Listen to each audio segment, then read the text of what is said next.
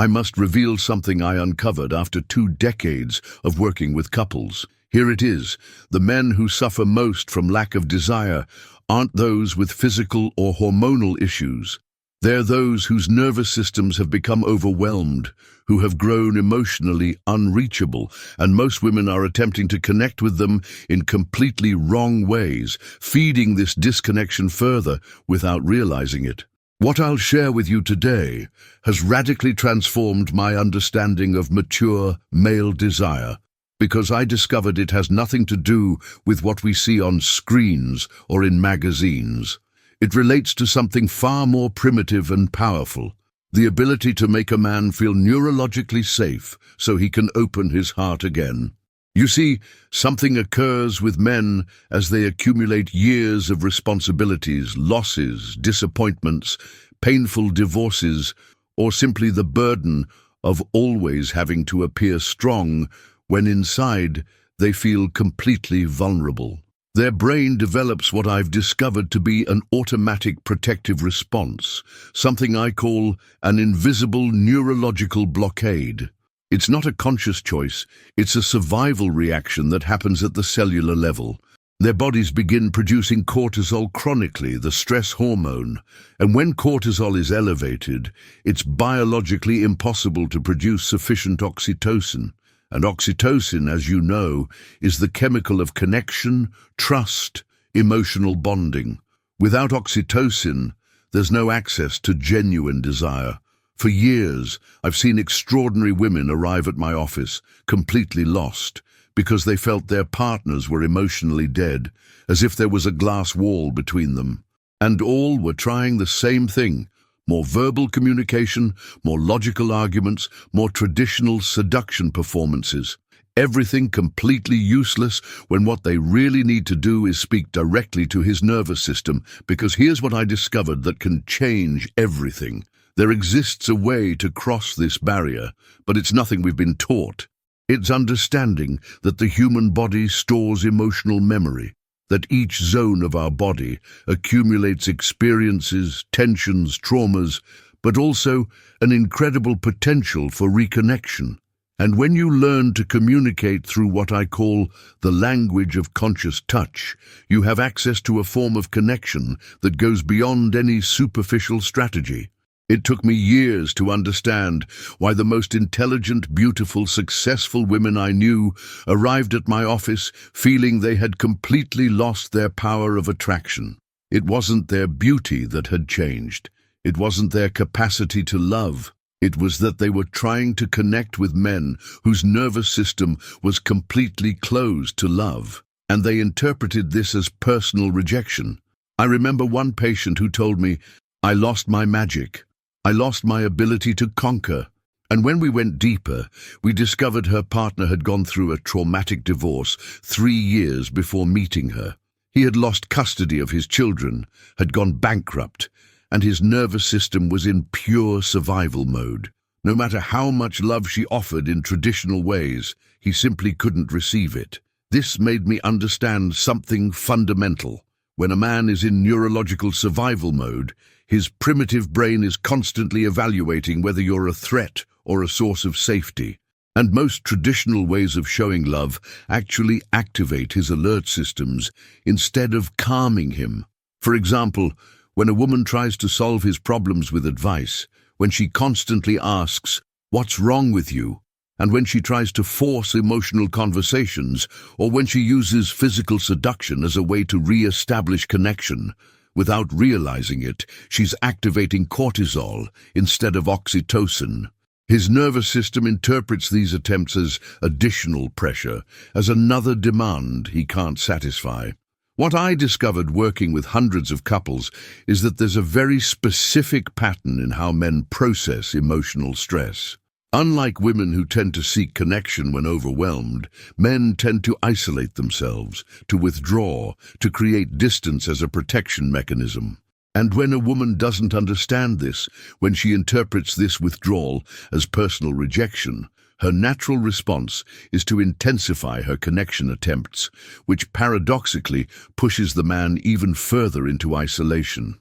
I identified 5 specific zones in the male body that, when touched with presence and genuine intention, can reactivate neurological circuits of relaxation, trust, and emotional openness. I'm not talking about eroticism. I'm talking about emotional communication at the cellular level, ways of telling his nervous system, "You can lower your guard, you're safe here." But before explaining these zones, I need you to understand something crucial: the difference between manipulation and authentic love. I've seen many women who try to use touch techniques as tools to get the attention they need. And the result is always counterproductive, because men, especially those who have gone through emotional traumas, have developed a refined sensitivity to detect when someone has a hidden agenda. The first zone is the lower back, specifically the lumbar region. This is where the male body literally carries the weight of the world. Years of responsibilities, pressure to provide, having to be strong when inside they feel fragile.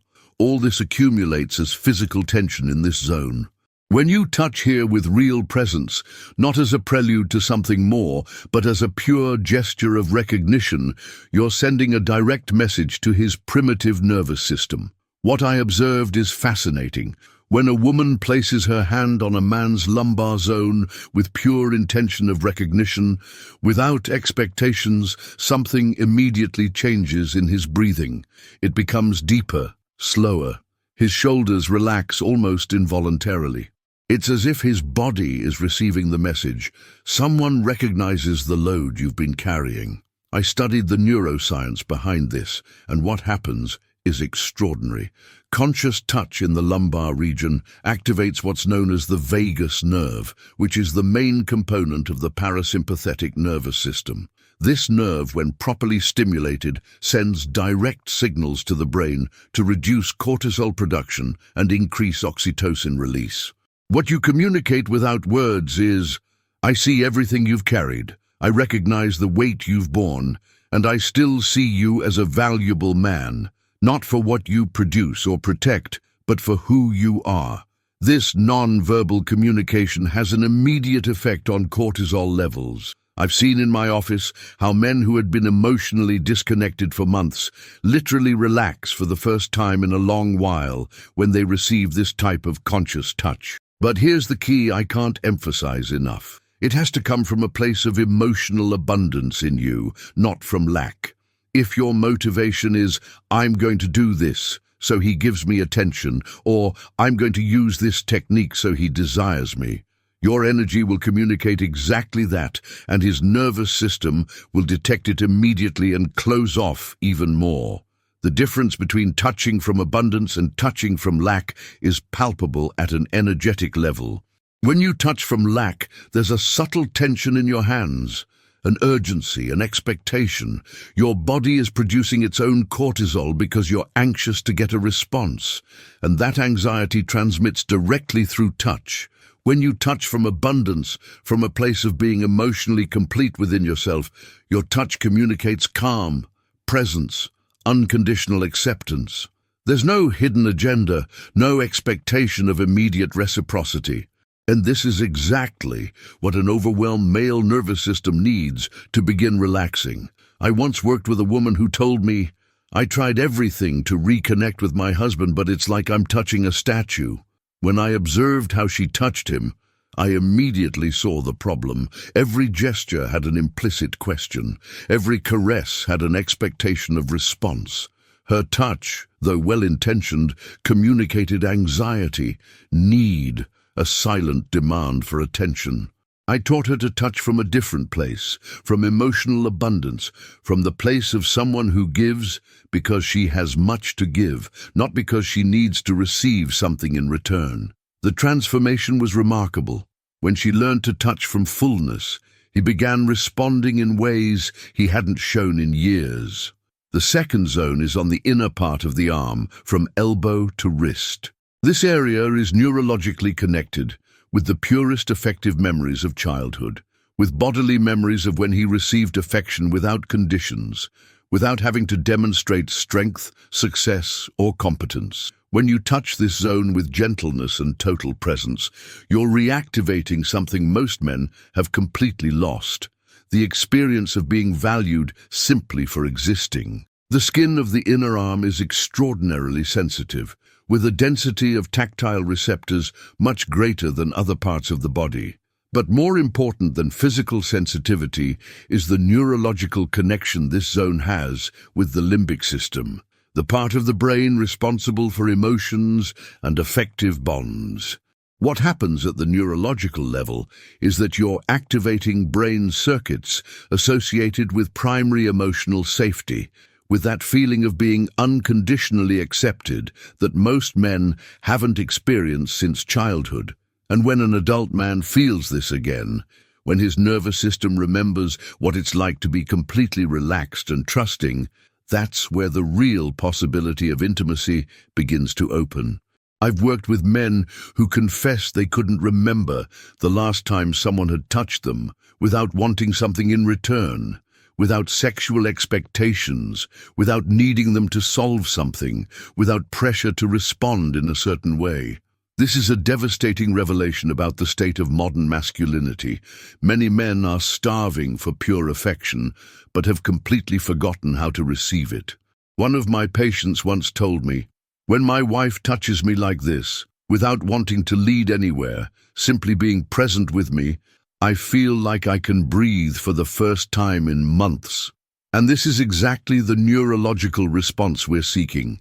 The activation of the parasympathetic nervous system, the state of rest and digest where emotional healing can actually occur.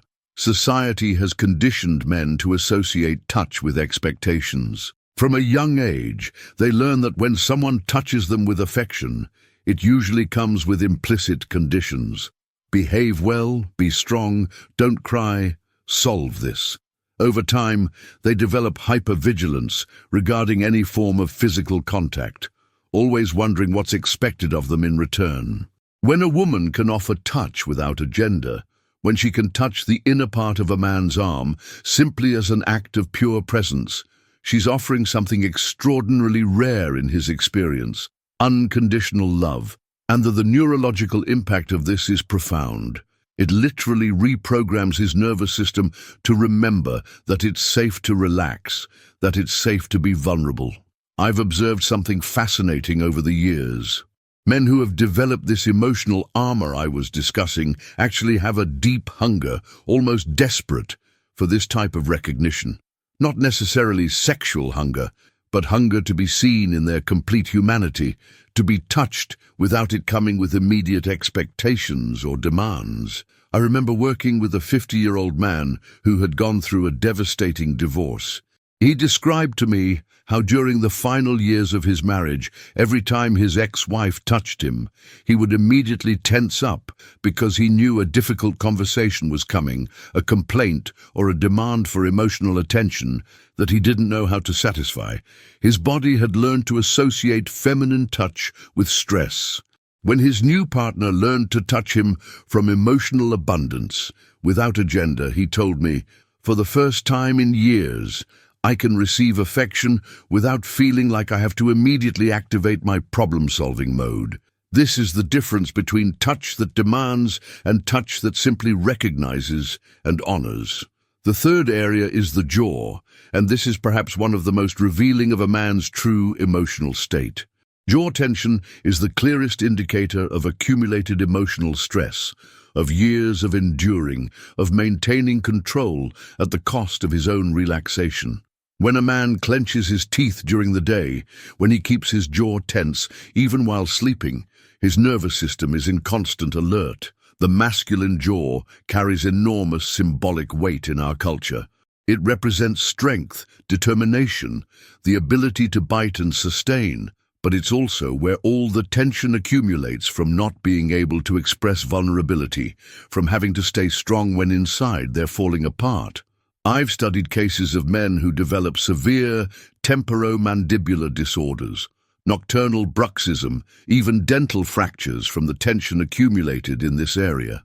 And in each case, behind the physical tension, There's a story of unprocessed emotional stress, of years of having to endure without being able to express what they really feel. Touching this area with gentleness, with presence, is like giving permission to release the control they've held so tightly. The message you communicate is, you don't need to be on guard with me. You can trust, you can be vulnerable. And something incredible happens when a man feels he can lower that guard. He accesses parts of himself he had forgotten existed. What I've learned is that most men have normalized the state of alert so much that they've completely lost connection with their own capacity to relax. When a woman can offer that calm presence, that energy that says, I don't need you to be perfect, I don't need you to have everything figured out, she's offering something that is extraordinarily rare in his experience. Conscious touch on the jaw should be extremely gentle, almost like a feather's caress. It's not therapeutic massage, it's not physical pressure, it's pure presence communicated through fingertips. And what happens when a man receives this type of touch is that his unconscious defenses begin to dissolve. I remember working with a couple where the man had developed severe bruxism. He clenched his teeth so hard during the night that he had fractured 2 molars. When his wife began to consciously touch his jaw with pure presence, without trying to fix anything, simply acknowledging the tension he carried there, he told me, it's like someone finally understood the weight I've been carrying in silence. But something deeper happened. As she continued offering this type of touch without agenda, he began to trust enough to verbally share some of the pressures he had been carrying alone. Not because she asked or pressured, but because his nervous system finally felt safe enough to open up. The 4th area is completely unexpected, the back of the knees. This is an area that is habitually completely ignored and represents all those parts of masculine emotional life that have been forgotten, minimized, or repressed. When you touch here, you're communicating something profound. I care even about the parts of you that you yourself forgot existed. At a neurological level, when we touch areas of the body that are habitually ignored, we activate what is known as positive emotional surprise circuits. It's as if you're saying, I see you completely, not just the edited and socially acceptable version you show the world, but all your humanity. For a man who has spent years feeling invisible in deep aspects of his being, this experience can be transformative.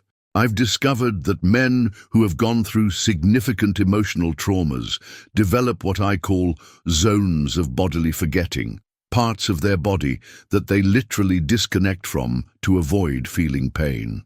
The back of the knees is one of these zones because it's associated with vulnerability, with the capacity to bend, to not always be strong. In symbolic terms, knees represent our capacity to be flexible, to adapt, to bend without breaking. But men who have developed emotional rigidity as a survival mechanism also develop physical rigidity in these areas. Their bodies literally harden to protect themselves from pain. When you touch this area with awareness, you're reactivating the neural connection with parts of their emotional experience that had been anesthetized. It's not uncommon for men to experience unexpected emotions when this area is touched with genuine presence, because you're awakening bodily memories that had been suppressed. I worked with a man who had gone through the sudden death of his father when he was 15 years old. For decades, he had developed an emotional rigidity that allowed him to function, but that kept him disconnected from his deepest feelings. When his partner began to consciously touch the back of his knees, he experienced for the first time in 30 years a connection with the unprocessed pain of that loss. It wasn't traumatic, it was healing, because he finally had a safe space, a calm nervous system that allowed him to feel without feeling overwhelmed. And this is the power of conscious touch. It doesn't force healing, it creates the neurological conditions for healing to occur naturally. The 5th area is the scalp, where all mental tension accumulates, cognitive stress, the overload of thoughts and worries. When you touch a man's scalp with presence, without hurry, without expectations, you're directly accessing his mental state. The message you communicate is, I can be with you in your complexity. You don't need to simplify your experience for me to feel comfortable. Deal. The scalp is directly connected to the central nervous system, and conscious touch in this area has immediate effects on hormone production. When you touch the scalp with slow, circular movements with total presence, you're stimulating the release of oxytocin while simultaneously reducing cortisol. Modern men carry a constant cognitive overload: financial worries, professional responsibilities, family pressures, social expectations. All of this accumulates as physical tension in the scalp, in the temporal muscles, in the entire cranial structure. I've seen dramatic transformations in my office when women learn to touch their partner's scalps without the intention of leading anywhere, simply as an act of pure presence. Men who had been emotionally closed for months literally soften, their faces relax, their breathing deepens. One of my patients described this experience as feeling like someone is touching my thoughts directly, but in a way that calms me instead of overwhelming me. And that's exactly what's happening neurologically. You're providing sensory input that allows his nervous system to shift from alert mode to receptive mode. What happens when you combine understanding these 5 areas with real emotional presence? It creates the necessary neurological conditions for genuine desire to emerge. Because mature masculine desire doesn't arise from superficial excitement. It arises from the deep feeling of being seen, valued, and accepted integrally. But I have to share something crucial I've learned with you. These areas don't function like buttons you can press to get results. They function like doors that only open when there's genuine trust, when there's authentic presence, when there's love that demands nothing in return. I've seen women who try to use these areas as seduction techniques, and the result is exactly the opposite of what's desired. Because when there's agenda, when there's subtle manipulation, when there's urgent expectation, the masculine nervous system immediately detects it and closes even more. The difference between technique and authentic presence is that technique comes from the mind, from the desire to control an outcome. Authentic presence comes from the heart, from the place of loving without conditions, of recognizing without needing to change anything. During my years of clinical practice, I developed what I call the motivation test. Before touching your partner, ask yourself honestly, what do I expect to receive in return?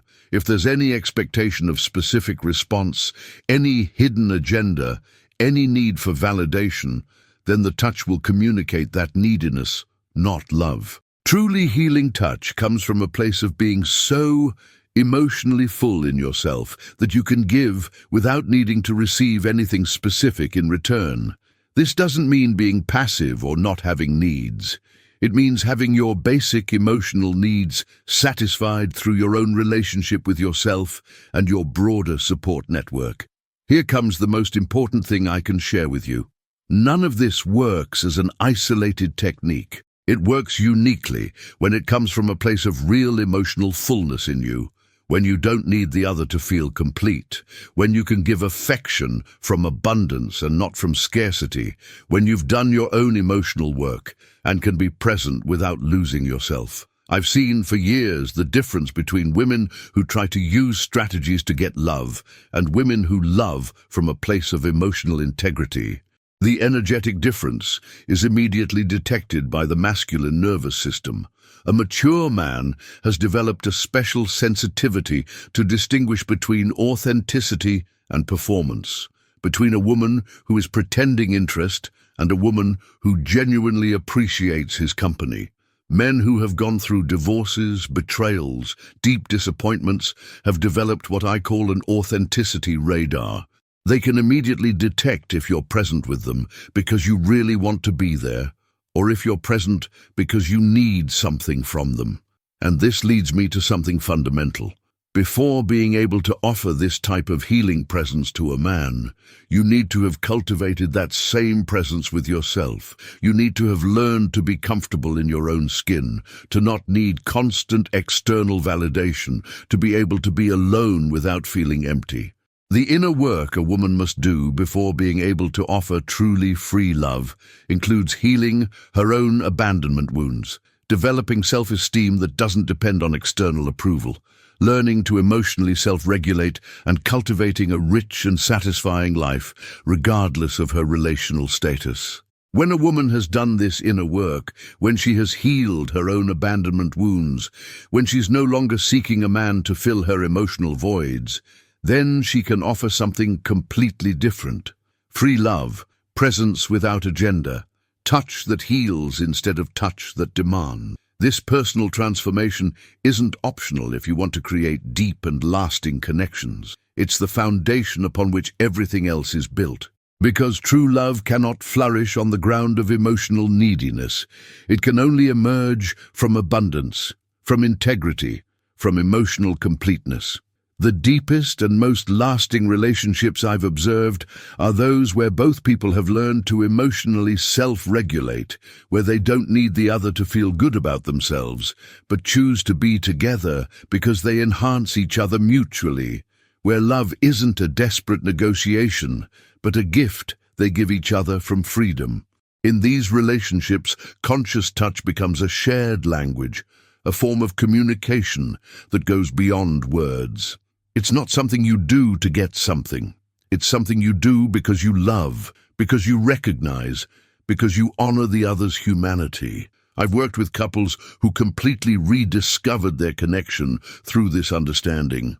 Men who had been emotionally closed for years, who gradually opened up when they felt they could be completely vulnerable, without being judged, without being pressured, without being fixed. And women who stopped feeling rejected or unwanted when they understood that their partner's emotional distance had nothing to do with their attractiveness or value, but with the state of his nervous system. This understanding frees both from destructive patterns. It gives him pressure to always be strong and always be emotionally available, and it gives her personal interpretation of his need for space and internal processing. When you understand this, when you live from this understanding, everything changes. Your way of being present changes. Your capacity to touch from authenticity changes. Your ability to create spaces of emotional safety transforms completely, and you discover that true desire isn't something you have to provoke or conquer. It's something that emerges naturally when two nervous systems can relax with each other, when two people can be completely real without needing to impress or demonstrate anything. Mature love is this: the capacity to be present with another human being in their totality, without needing them to be different from what they are, without agenda for change, simply honoring what is already there. And when two people can offer this to each other mutually, desire isn't something you have to create. It's something that naturally flourishes in the space of that deep acceptance. This is the silent revolution we need in our relationships. Stop trying to change, fix, or improve the other and start creating spaces of neurological safety where both can be completely authentic.